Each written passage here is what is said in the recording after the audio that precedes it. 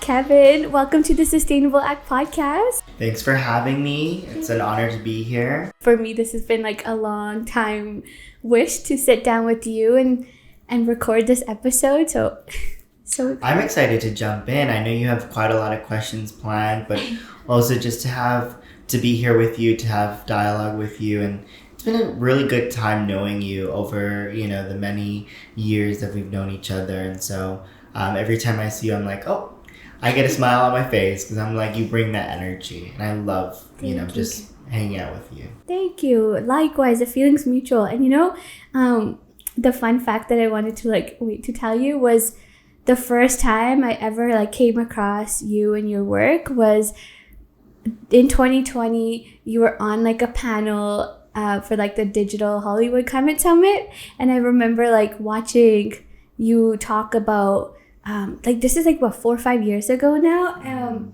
and talking about policy change, youth representation, all the things. I was like, this guy seems so cool. And then I think I remember following you at that time, and it's been something that I have this dream list of who I want to interview, and you were on that list. And so the fact that over the years I've had the privilege of getting to know you now on a friend level and be able to be in these spaces together, I feel the amount of growth that I've seen watching you and your career evolve and all the things that you've accomplished. And I feel I've also been in various different roles and initiatives as well. I think it's so cool, a full circle moment to just come to this moment now and just experience this and share this with you. Oh, that's what part of community, right? Yeah. And honestly, I would say the same sentiments in the sense that it's so awesome to see individuals like us in this space when there haven't been many of us in these spaces and movements to be able to excel together. And I think we just need to continue doing so and showing people hey, yeah, we can do it. Yeah. That we deserve to be in these spaces, that we deserve to have our voices heard. And honestly, 5 years ago, I would have never imagined where life would have taken me, but it's that consistent progress and consistent persistence of staying resilient and saying, I deserve to be here. I deserve my voice to be heard. And I'm sure you feel the same way. It's we all do this for community at the end of the day. That's perfectly spoken and totally resonates. And then I think to add to that, another feeling and I remember having in that moment when I first saw you on that panel was another brown person, speaking on a level that something that I could come from the film background and then started entering sustainability. But I don't see a lot of young brown people until I've been now, through meeting you and all these different people in the community. I'm starting to meet more cool people. But for me, that was a first time moment too of there's more people like me that are able to have a platform and speak and be empowered to speak. And I'm sure it hasn't been an easy journey. I know you've been doing so much, and I just before this episode we were recording, you were talking about more plans too for more things that you are hoping to do. But yeah, I'm really excited to just really get into what that journey's been like. Let's get right into it. Let's dive in. So you're a climate justice leader, a social entrepreneur. You're based here in Los Angeles. Also exciting that I get to sit down with you for this in Los Angeles, because I always thought it would be a Zoom interview. But it worked out. I feel it's meant to be. You also have over a decade of experience in youth movement and a lot of different climate initiatives and social justice issues. And it's been really inspiring to see that. And part of that, I'm reading a little bit of my notes because I want to do it justice, but you established the Youth Climate Commission. You have your own organization that you founded and are the executive director, just called the OneUpAction International, which I'm excited to learn more about. And you're also I know I've seen you in a lot of different organizations and initiatives and be speaking and just be collaborating. So I'm so inspired, and I can't wait for our audience to get to know who you are. And yeah, let's just start back at where your journey began. I would love to know, when was that moment that you realized this is what you want to do? Yeah, of course. I think I have to go back quite far when I was not born. I have to go back to my parents and their journey to America. Both my parents are climate migrants. They come from India, in the northern part of India, in a state called Gujarat. And ancestrally, my family, my dad's dad, my mom's dad, my mom's ancestry, my dad's ancestry, far as they can know and I've seen, is that they're all farmers. They come from a farming background. Obviously, the reason why they had to migrate from India to the United States is because the farming industry and the farming in general was not a viable economical opportunity for them. There was not that much money there to be made. And because of the monsoons, because of all of that, because of climate change, fairly enough. And so I consider my parents climate migrants because you were not able to make a living off of farming. And I think that knowledge and that history was taught to me at a very, very young age, always telling my dad, like, oh, why did you move to America? What, were you, how do you know how to grow food so well? I live in a community called South Central Los Angeles, a community that's plagued with many injustices, but one or two potent ones is the lack of green spaces, the lack of trees, the lack of access to fresh foods like non-GMO, organic, vegan, or fresh produce that's really healthy for the body. But what there is abundance of in my community is the fast food restaurants and junk food and whatnot. And so living in this community and seeing how my dad was saying, no, what we are going to do is nourish our bodies and grow our own food, and seeing him grow eggplants, seeing him grow soybeans in the small plot of land that we had really taught me that I can grow my own food. And so that's kind of where it all began, growing my own food, not calling it sustainability, not calling it activism, not calling it climate change activism or anything like that. Not even calling myself a leader, but understanding that there was an issue in my community, being able to see that so potently, and then having learned the history of my father and my mother and their parents and, ancestral knowledge and the ways in which that's passed down and growing our own food. The first issue that I got involved with during my first year of middle school, which is 6th grade, was food injustice, food apartheid, or as everyone calls it, a food desert. But in South Central, that was a huge issue.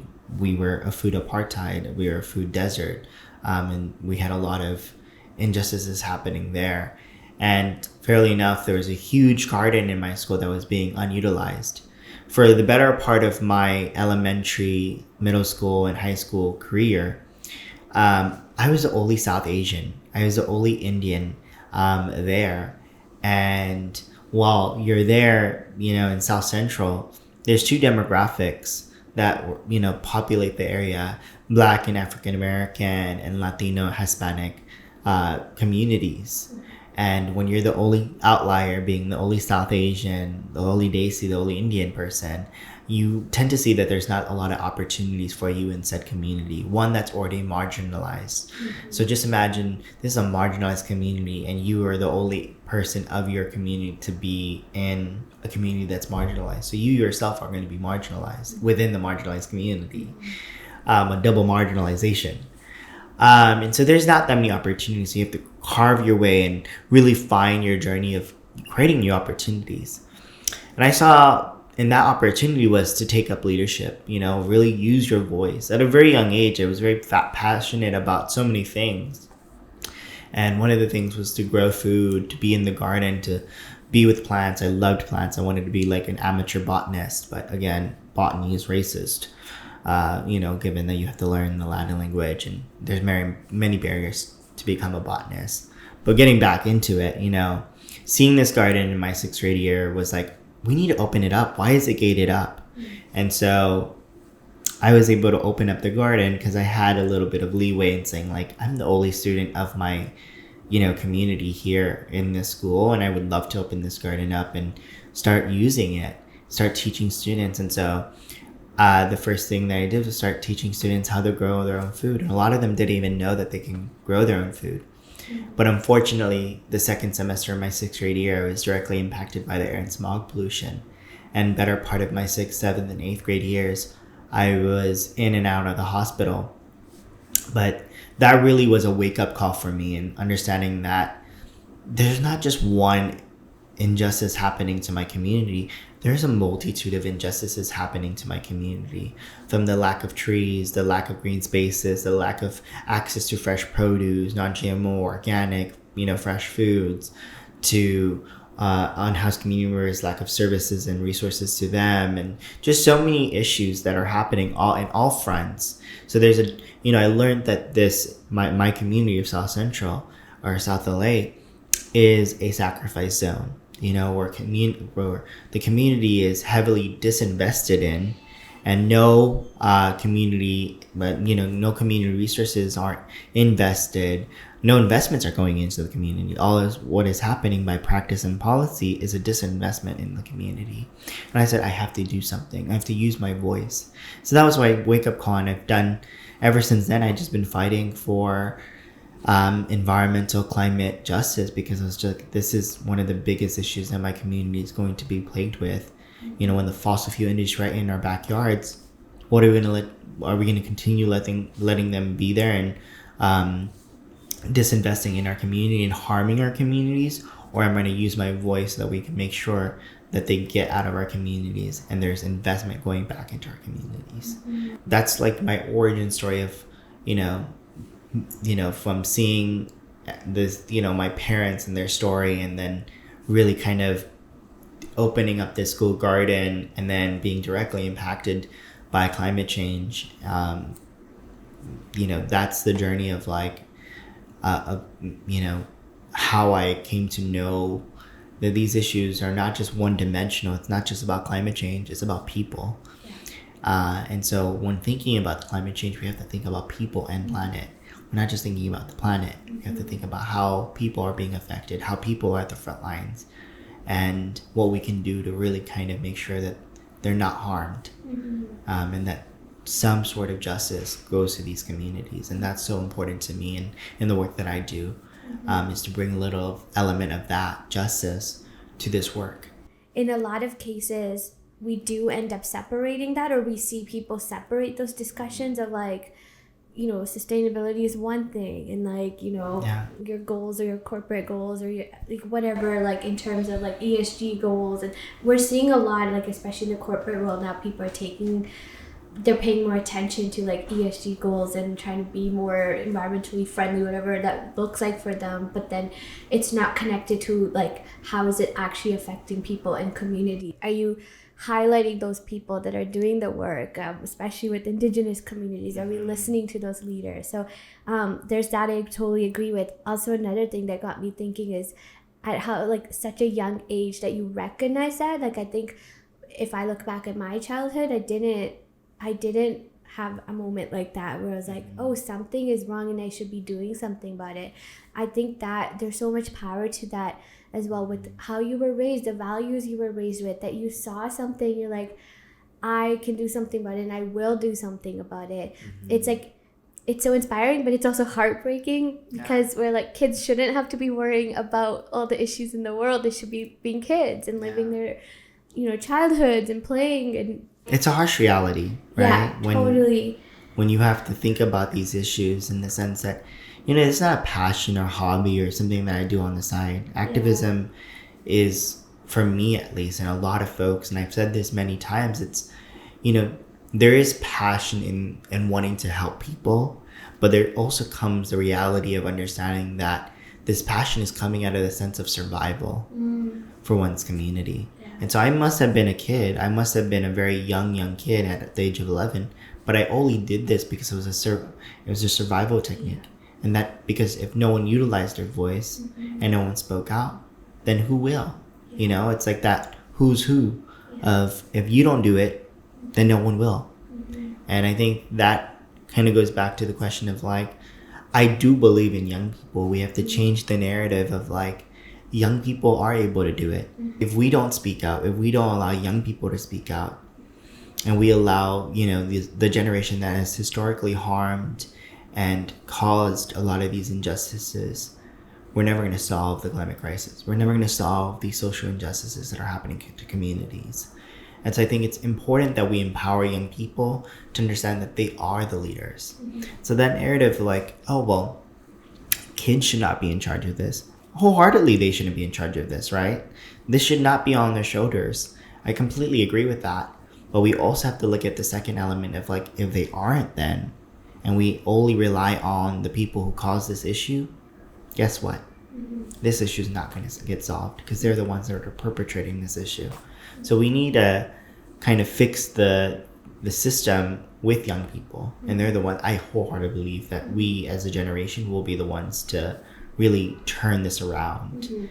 But it has to be intergenerational. It has to be intersectional. And it has to really kind of move at a pace that is fast because things are moving fast. Yeah. As a fellow young person entering workspaces and just spaces and environments that are very much taken up by, older generations, and being the young one out, being sort of like, when you talk about, everything from who are you listening to, who's being invited in that space, who's being able to lead and all. I know from first-hand experience the challenges and the barriers that I continue to face, and I can only imagine. And I started like this journey of like being in this space a lot later in my 20s, and I know as someone that started so early on that I can only imagine how many challenges and barriers you faced. Would love to learn more about sort of what some of those challenges were when you first started, getting involved in like leading and talking about this, and like maybe like going into how the Youth Climate Commission like began, because I feel like such a great initiative that you started, and like just all the impact that's like created. But yeah, would love to know. Yeah, to answer your question, I think like I faced many challenges, adversities, and obstacles in my journey of being an activist. I think earlier on it was really a three-prong, like, all of the things that are hitting me at once, but I'll put them into umbrellas, racism being one of them. And that's tied with all of the systems of oppression that are coming after you. I think two is credibility. As a young person, credibility is such a hard thing to get in spaces like this. And to be in position of saying, well, I'm confident in what I do and why I belong. And then three is, spaces were still not made for us. I think the youth climate movement didn't start until 4 or 5 years ago. And you could only imagine, I've been in the space for over 15 years. Started at a very, very, very young age. And there were not many young people really talking about climate change or being involved with climate change or activism or whatnot. And so when there were so few of us, and these are isolated issues, you're not really kind of having a support system. And so throughout my journey, I really kind of, faced quite a lot of these obstacles of, being in spaces and attending meetings where I'm the only person of color who has melanated skin, who comes from a frontline community, who's been affected by climate change, who doesn't come from money, and all of these other, identities that I set with that, these spaces still were not meant for me. And how do we change that? Sierra Club, Greenpeace, a lot of these organizations existed when I was very young in my activism. And whenever I attended spaces that were predominantly around environment, they were all white. So I did face a lot of backlash, and a lot of people not being accepting or willing to accept that this was also a people's issue. And I think it's also where they didn't see a use for young people in these spaces. And that was really disheartening for me, at least. But I always have this saying, and I learned this saying at a very young age, that no matter what obstacles, adversities, or challenges I may be going through, I will never let that stop me from doing what I want to do or what I love to do. And I live by that. And I continue facing obstacles. This space is still not intersectional. While we like to say that it has grown to be more diverse, that is wholeheartedly true. But we haven't met the pinnacle of actually changing the way our movement operates. Who holds the power and influence in the finances and money? They still are white people. And so when you think about power seeding and how we can give power back to our communities, it starts with the people who still control this movement and who have the finances, who have all the resources to really kind of power seed that to people who have been historically left out of these spaces. There's a lot of work to be done. My whole journey as a youth activist, as an activist, an environmental activist, has been in the youth sector. I have a lot of love and respect for young people across the globe. A lot of my work transcends beyond just LA, but it starts in LA with realizing that young people have to be given power to really make the difference, because I believe in young people. And a lot of people are saying, well, we're just one person. What can we do? We're young people. What can we do? Guess what? You have a voice. You can use that voice to make a difference. You can use that voice to make an impact in your community. That's exactly what I did. I used my voice. I saw the need to make sure that other youth voices were included, not just mine, because that's what movement is. That's what community is. And so it started with really kind of, right after I graduated from my middle school, I moved on to high school and I started, joining and really building up my leadership. Started the first environmental club, started getting involved with outside programs. And one program specifically that I got involved with was the Mayor's Youth Council on general issues. And I rose to the ranks, really kind of, the previous mayor of Los Angeles was Eric Garcetti, and really kind of rose to the ranks and started offering policy choices, really kind of working with communities, really kind of stepping into the element of being the advocate for around climate and environment. And I was invited to the State of the City address, which, LA City is prolific, and anything that LA City does, other cities follow, other states follow, other countries follow suit. We were the first city to declare a climate emergency, and other cities followed suit. And knowing that knowledge that we have so much influence, not only on our own communities, but global communities, I really wanted to do something for youth. And so I whispered, I was a circle for the Mayor's Youth Council for Climate Action and a bunch of folks that represented the Mayor's Youth Council. And I spoke to Mayor Garcetti and said, hey, I just whispered in his ear, I need you to start a Mayor's Youth Council for Climate Action. Lo and behold, 3 months later, he takes that advice, and I get a call from LA City saying, hey, we're starting a Mayor's Youth Council for Climate Action. We would love for you to be part of the first cohort. And the rest is history, in the sense that was the first catalyst for a lot of my activism to really get into the policy sector. I said, okay, well, we need to do something for global youth. And the previous mayor, Eric Garcetti, was the chair of C40, which is like the mini United Nations for cities. It's about 95 to 100 cities across the globe, of mayors coming together and really putting ambitious plans for climate and for other issues. And I said, well, if we have a Mayor's Youth Council for Climate Action, other cities across the globe should get Mayor's Youth Council for Climate Action. By that time, it was 2019, and I had already established OneUpAction, and quite a lot of the Mayor's Youth Council Mayor's Youth Council for Climate Action members were a part of OneUpAction, and we worked with C40 to establish their global youth forum, and other cities started adopting the Mayor's Youth Council for Climate Action council in their cities, which was amazing. And then I was like, okay, well, we need to do something bigger. One city is not enough. And LA County is big. So there's LA City, but then there's LA County. LA County is the most powerful local government in the nation. It's 88 cities, including LA City. And there's over 14 million people in LA County. And so I was like, okay, well, let's start. I came up with the idea of starting the Youth Climate Commission. So I started working very hard, refining the details, and I was like, okay, I can't do this alone. So I got my friend Delaney Michelson. Her and I took my idea and went to the Board of Supervisors and said, we want this established. We want this to be a reality. And later in that 2019, it unanimously got passed in the LA County Board of Supervisors meeting.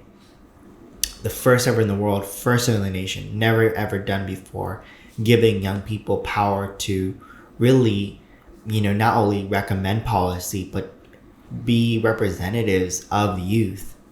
And so it's a huge victory and accomplishment for young people. The Youth Climate Commission was the emphasis of, like, in LA County being the first ever in the world, first ever in the nation, really kind of set the stage for other youth climate councils, commissions, advisory boards, and other cities to really take note and establish their own youth advisory councils. And the EPA even got true inspiration from the Youth Climate Commission and started their own EPA Youth Advisory Council for the entire federal government. And now, just recently in April, a senator proposed a bill and has put it forth just this April, called the Youth Climate Justice Leadership Act of 2024, if I'm getting the name correct. And so that's really codifying the work of the Youth Climate Commission's youth advisory boards and whatnot in the EPA's youth, and also allows other departments to establish such commissions, such councils, such advisory boards. And so that's a huge feat as one. And that's due part of, like, a lot of the work that, kind of came from this ideas that I had. And so it's a really special thing to, like, know that, wow, this idea that you had this has turned into something so big, and so many people have been inspired by it and have taken it for their own. And I'm really grateful for that. I don't take that much credit, so I'm going to take credit here as that. I think, really proud of that moment. I'm so proud to hear that. I knew a little bit, but this is so incredible to hear the details and the evolution of this idea to, like, this global impact that has been made because you were like, this is missing. Yeah. And like just hearing your story of, it seems to be something that was rooted in you from a young age, when you, like, recognize there's something missing, so let me do something about it. And I think so many people can, like, take that mentality and, like, learn from that. It's like there's power to your voice. Like, you don't need to be at a certain level or in a certain job or in a certain, like, whatever, like, education you may or may not hold. It's, if you see something missing, you have power to change that. And so incredible. And now I know that you serve as a commissioner. Is that, like, a current, like, still currently serving as a commissioner for the Youth Climate Commission? Yes, I am. I'm actually currently serving as the chair of the Youth Climate Commission. Amazing. So really kind of honored to have been selected as the first cohort of the Youth Climate Commission to be, taking something that I came up with, the idea, and being able to lead it for the first 2 or 3 years. And it's such an honor and such a privilege, to say so the least. It's like, it's a daunting task to, be over 14 million people, 88 cities, and it's one of the largest local governments. So you could only imagine we don't only focus on LA County, we focus federally, because it's all intersectional. But it's an honor to kind of serve as the chair right now, and just setting the stage up for it to be successful, and really, like, establishing that young people are here. We are here, we're passionate, we're not only using our voices, but we're creating the policy, we're creating the systems that are going to change the current systems that are causing and perpetrating these injustices. We're creating the solutions, and we're the ones to implement them too. And so we're here, and we're not going to go. Yeah, you could say that again for the people in the back. There you go, right? They need to hear it. Yeah. What has been a significant, like, highlight for you from the work that you've been doing and being involved in this space through the Youth Climate Commission? Do you have any, like, sort of highlight or that special moment of, like, we did that? Other than starting it and, like, having it grow, but anything directly coming out of that? Yeah, well, we just finished a huge report, like a county-wide survey of young people and their needs, and it's been established and it's been published. And so that's a huge feat in itself, because we just started working last year. And so you could only imagine, because of the COVID times, it had to be paused. But last year was our, like, first full-time year of, like, really getting going and working and serving the entire LA County and young people. And so doing a lot of that work and being out in the field, communicating with young people and saying what their needs are and what they want to focus on was really opening to the eye. And so that is a huge feat, and that's one moment and milestone in the Youth Climate Commission that really sets the stage for us to say, okay, well, now that we know what young people want us to focus on, let's start an agenda where we focus on those issues and really get things going for young people. More green spaces, less air and smog pollution, access to more resources, more engagements with young people. And so there's just a lot of things. I go on for hours, but definitely, that's been one of the most meaningful things that I've seen come out from the Youth Climate Commission and the work that I do here in LA County. Yeah, I can only imagine how empowering that feels, because it's like it being like it's starting as an idea, and now you can hear directly from all these people that are like, we care, but like maybe they didn't have the kind of support or like sort of space to go in and share their voices. Like, you're creating that for people to feel empowered to then speak up and sort of express what their needs and wants are as well. What do you are you still in progress of figuring out what the next goal is now, or is there sort of a direction where you're going to be focusing the next little while on, in terms of bringing resources, or what kind of projects? Well, we're just starting that process of doing that. So we're actually meeting early next month on July 11th. But yeah, it's just really exciting to see where we go with this, because now that we have our direction, now we have an agenda, it's really around the commissioners to really be those advocates. We're starting district coalitions so that we not only do it by ourselves, but we bring in community partners, we bring in other young people and say, let's do this together.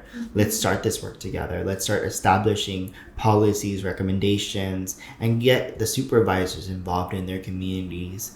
And interact with young people and their issues that matter to them so much. Yeah, which is no easy task. No easy task. But we're just getting started, we're really excited. Yeah, I feel like the foundation is there. Now it's just up from here, right? Yeah. Building the roots, and it's so incredible because you mentioned earlier that you had started OneUp in like sort of around that time, and so. And I know, just knowing you, there's always so much going on. And, so much. Yeah, but so when did that start? What was the sort of intention behind that? And all the work you're doing with OneUp? Yeah, so OneUpAction. OneUpAction. No, you're good. OneUpAction.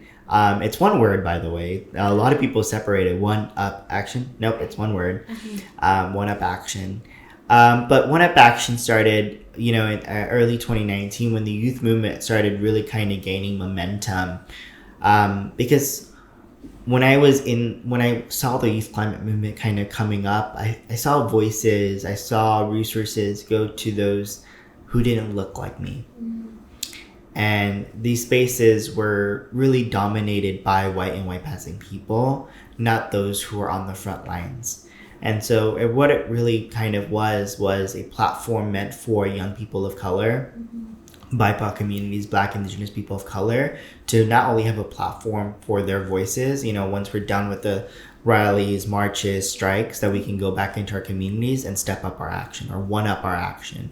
So that's where the name comes from, OneUpAction.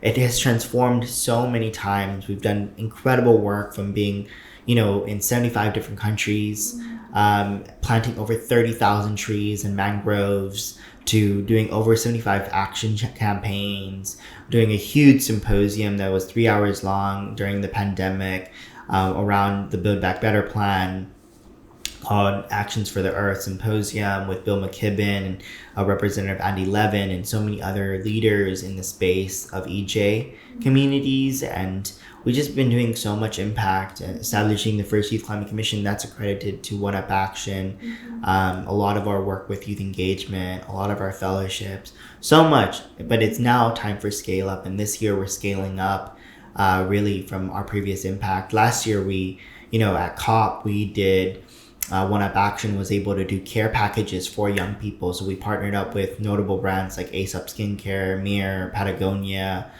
Tony Chocolonely, and so many other brands to kind of do care packages and take them to cops. So we handed out about 230 care packages to young people, and being able to see that impact, because that also matters. And so we've done quite a lot, but it was really at the point of like, well, we don't see people who look like us in the movement, to now like, well, how are we mobilizing everyone and changing that the movement spaces to actually mobilizing people to take direct action and implement climate solutions. And so now this scale up this year is really, we're launching our 2 flagship programs, which last year we launched our case study for our flagship program, which is the Youth Solutionist and Government Fellowship. And that was a 4-month fellowship. Now we're transitioning it to 2 months. And that's really around climate policy and government, and that's a domestic program. And then our international program that we've only done small case studies for around climate solution implementation, the Action Innovators Fellowship. We plan to launch that once we get significant funding. And then we have 2 branches of OneUpAction, the 2 branches of OneUpAction, which is the Earth Era Studios, which we've done a lot of stuff like mass mobilize 70 celebrities and influencers to boycott the country of Iceland because they allowed fin whaling. So we saved 209 fin whales last year, but we're still having to go back and fight the country of Iceland because they're still allowing fin whaling. But just things like that. So Earth Era Studios will be coming soon. Stay tuned for that announcement. And then we just did a soft launch of our Youth Impact Council. It's the first ever in the world, first ever in the nation.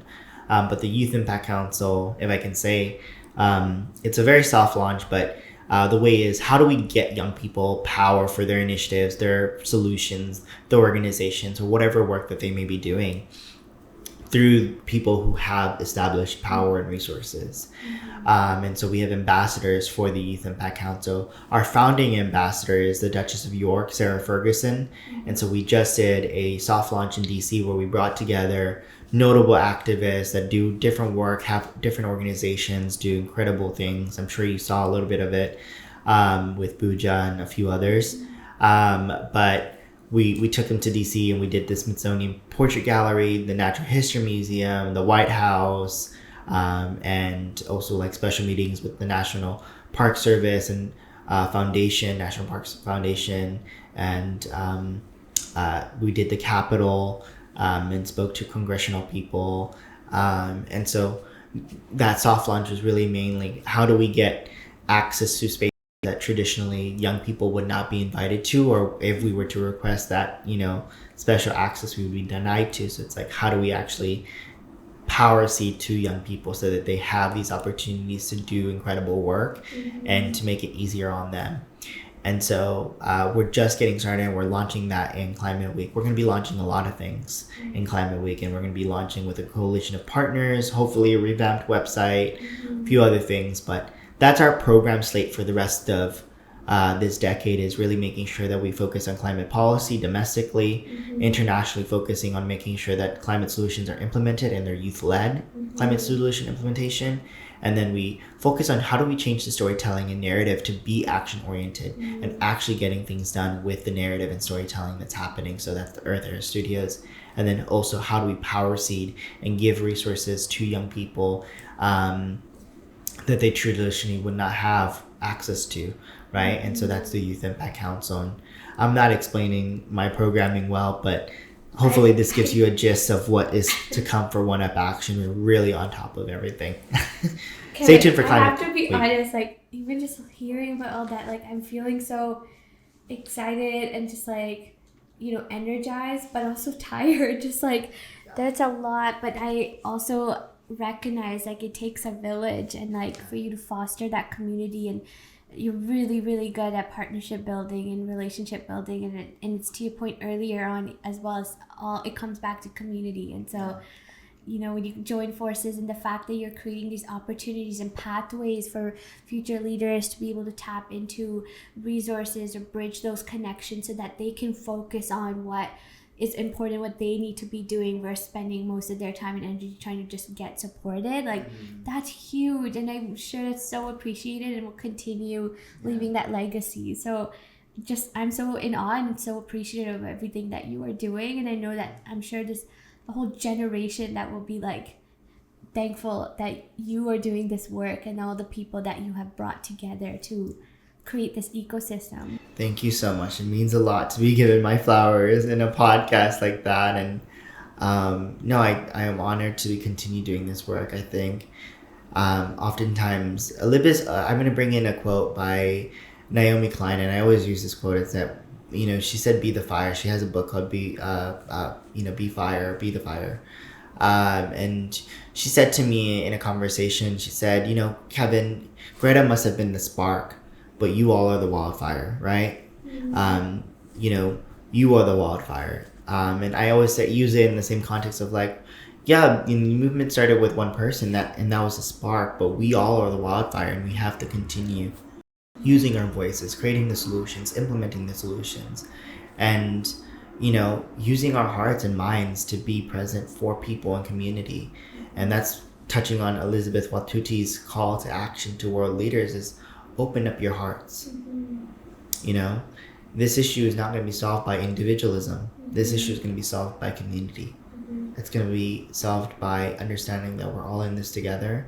We need everyone. Mm-hmm. And if we can't have silos or echo chambers or any of these other things stop us from really getting true justice. So really excited for what's to come, and I don't know, just really glad that I got to do this podcast. I'm so glad you're here. Throughout this podcast, I've talked about little tidbits of knowledge that I've learned throughout my history, throughout my, activism career. I mean, we could call it career. I think if I can say one lesson to young people or to a young person is to never underestimate the power that you bring to a room, to a space, to a movement, because you have the power to really change the way in which people see your community.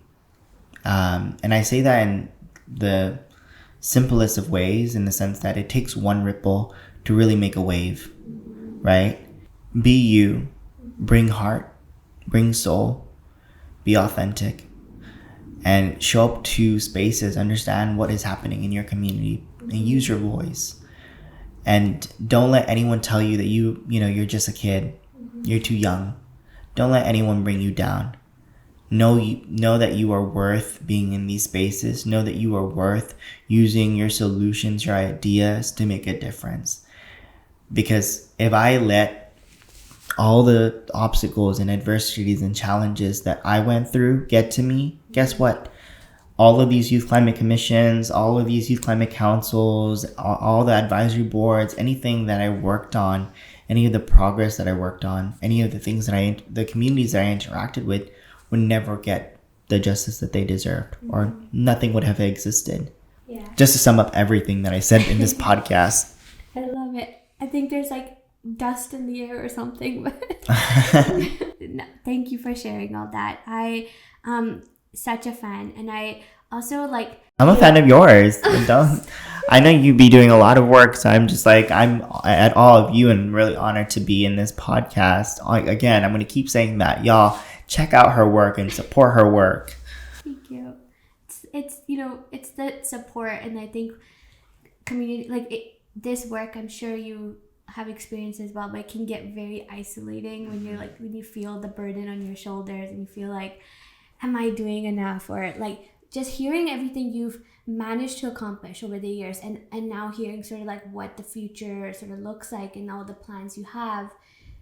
It's incredible for someone like me to hear that there's so much being done. But I know from experience too that when you're in it and you're in the deep end, it can also feel like you're not doing enough because you're surrounded by the realities of climate change and just the way that our society's set up. Exactly, and systems and policies, and it's not moving fast enough, or there's not enough intergenerational support or collaboration. And so I just want to recognize that I'm so appreciative of everything you've done. You're creating a legacy, and I hope people are reminding you and you're reminding yourself that you are doing so much. And even when it feels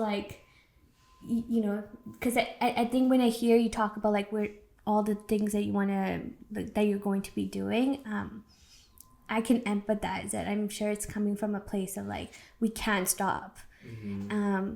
And so that's leading me into this next part of the podcast, because something I've been working really hard on this year, coming out of a role and like really dabbling more into sort of embracing like how I want to, be working in this space and initiatives, and not be just only identified as like a career, a title or whatnot, a job, and it's like, who am I?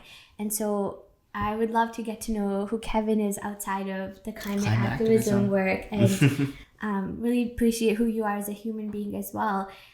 So the next few questions are more just fun. Okay, so the next part, this segment's called Green Takes, a little take on hot takes. Let's do and it. we just, it's just fun, rapid Y'all fire. heard that, right? Green Takes. Yep. If you have a better name suggestion, open to it, because we just kind of made it up on the spot. But so it's just rapid fire. First thing that comes to mind. Have fun with it. Hopefully get to know you more. First question is, when you're not working on climate justice, what are some of your hobbies or activities that help you unwind? I think I'm on Netflix. I'm just like, I need to watch some shows. Big genre of mine is fantasy. So trying to escape the realities of our world. Yeah. And so I love fantasy. Oh, okay. What do you have, like a favorite show or movie? Oh, I'm not gonna expose y'all. That's something from my close friends. No, I have a lot of like I'm just into like sci-fi, fantasy, action sometimes that has fantasy. I'm just you have to. It's something that I do to just unwind and just escape reality. Yeah, disconnect, and I don't know. I always say you need to disconnect from reality. Yeah. Because it is something that like helps me stay sane, because there's so much going on, so many realities that are going on. So it's a tool of like self-care for myself. I love it. I can relate. I'm a big Netflix binge watch person myself, and watch like dumb shows and things that you can just turn off your brain. And also like I've been really getting to like fantasy books now. Ooh, which ones? That popular series that everybody was talking about, called A Court of Thorns and Roses. Oh, you like smut? Okay. Smut. Kevin. Is it called Kevin. smut? Yeah, it's smut. But everyone's saying that, and I was like, what does smut mean? There's no smut in it. It's a very, very PG. Y'all heard that? She said there's no smut in that, but there must be. Maybe coming up. But I know some fantasies get a little wild. Yeah, they do be getting wild, y'all. Yeah. This is not the podcast. We ain't gonna talk about the smut. Check out some other podcasts. Check out some other podcasts for that. And I'm sure there are podcasts for the smut. Okay, anyway, next question. If you could have dinner with any historical figure, and like we don't even have to say a historical figure, it could be anybody, who would it be and why? And what would you want to talk about? Living or dead? Anyone. Okay, anyone. Okay, yes. Oh my god, that's a hard question. I think I would love to. I a lot of my teachings. I'm gonna name two people, like Martin Luther King Jr. And Mahatma Gandhi. Those are two people that I would love to just sit down and pick their brains. Yeah. Another person who's living, who I had the pleasure of talking to, is Vandana Shiva. And I've been inspired by a lot of her work, kind of doing a lot of the feminism work that she has done in India and globally, and really talking her book, Soil Not Oil, and, regenerative practices, and everything that she's done has just inspired me to really kind of step into my activism. So, historical figures, I would say 3 people. So Vandana Shiva, who's still living, and I had the pleasure to speak with already, but I would love to just meet her in person. And then 2 people who are no longer with us is Martin Luther King Jr. and Mahatma Gandhi. I love that. Great answers. The next one should be fairly easy. Morning person or night owl? I'm a night owl. Yeah. I stay up until like 3 a.m., 4 a.m. So doing work. And then in the morning, I am like a hibernation mode until 12 a.m. The noon. Yeah. 12 p.m. Sorry, not a.m., y'all. You just sleep all day. I can sleep all day, actually. All the work happens at night. There you go. What's the best piece of advice you've ever received, and who gave it to you?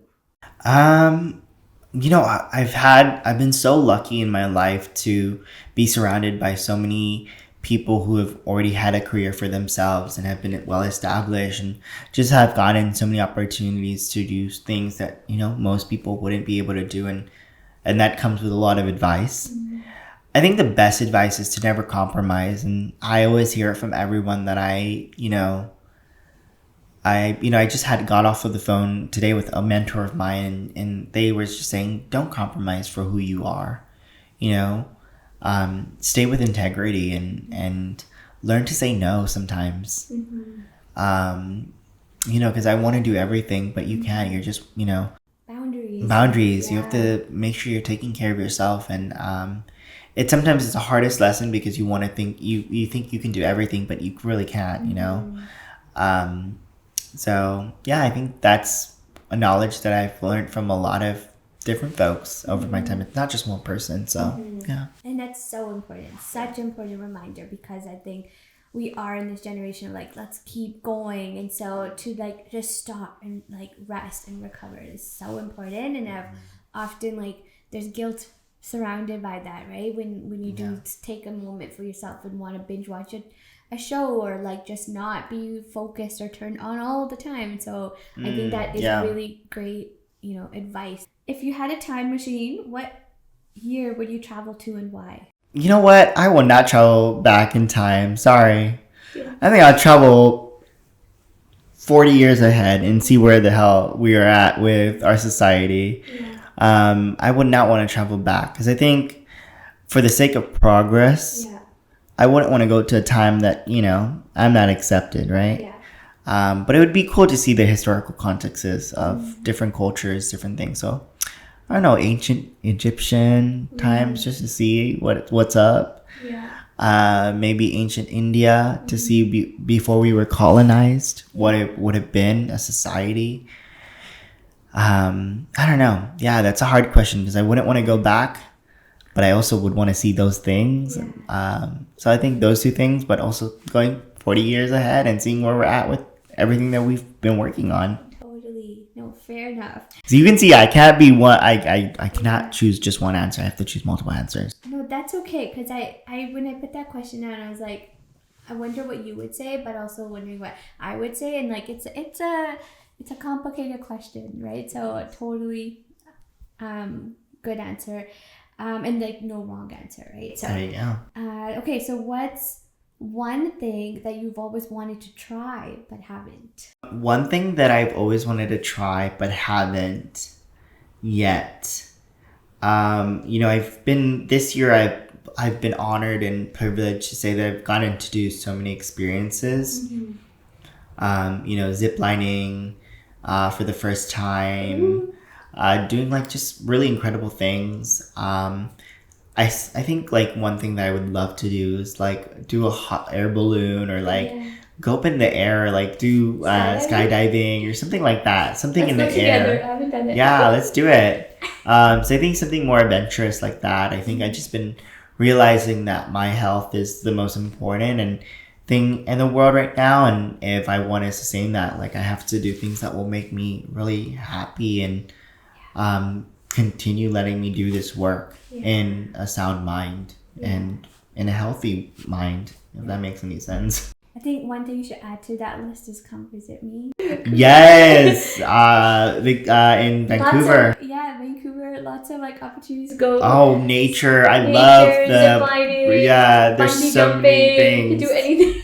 We'll have to do it. Yeah, I've been bungee jumping, and it's incredible. I have a fear of falling, so it's the best way to combat that fear. It's just I'm going there. I'm going to Vancouver. Y'all heard it here on this podcast. I am going to Vancouver. Yeah, we're holding you accountable now. There you go. Amazing. Okay, last question to end this off.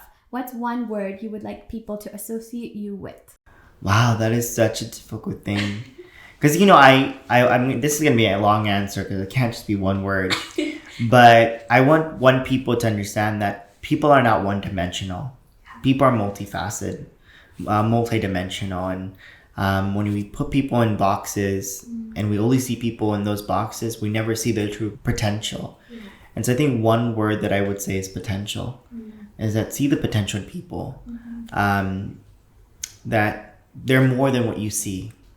So don't judge a book by its cover, because you'd be surprised what else is lying, what story that there is, and stories that there are with said individuals. And our society always tends to put people into boxes, but I think it's time to break that and really realize that you may not know me fully, actually. There's so many stories that I haven't told on this podcast. So potential. Thank you for sharing that. Thank you for being here with us. Thank you for having me. Oh, I'm so honored, and I can't wait for people to hear this interview and just check out your work, support you more, be part of your legacy, and I can't wait to continue cheering you on from the sidelines as well. Well, thank you so much for having me, and we'll have to do this in Vancouver. Yeah, next episode, y'all. Yeah, bungee jumping. We'll be talking about our feelings as we jump. Oh wow! Oh, no, we'll skip the podcast part. We'll just have fun because that's what you said too, and that's so important.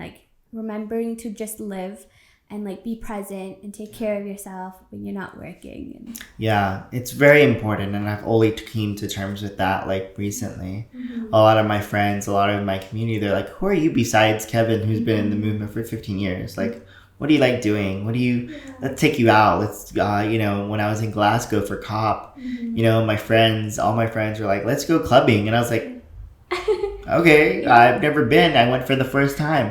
I had my first drink as a 21-year-old in a foreign country. So it's just things like that. Those stories are so memorable to me because I hold them so dear to my heart now. It's realizing that it's okay to take a break. It's okay to enjoy yourself. It's okay to have fun. It's okay to have joy. Yeah. Because at the end of the day, that's what sustains us and sustains our society to be a community. And I think we need more of that and more realizations that this is a movement, and if we want a movement, it has to be community. It has to sustain us with joy and happiness and laughter, music, all of these things. Yeah. But I don't know. And you mentioned in the very beginning, so it's a nice little closed circle, sort of or full circle. I meant to say. It's about the people, and so when we're like you said, we're not sustaining ourselves, people, how can we keep going, right? And what are we fighting for, and why are we doing this? So it's a great way to end this, and we'll make sure that everyone checks out your work and supports you. Bye everyone.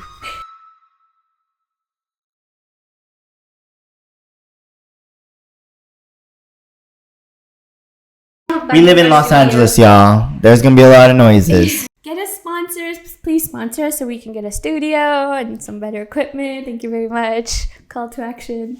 Call to action to you all.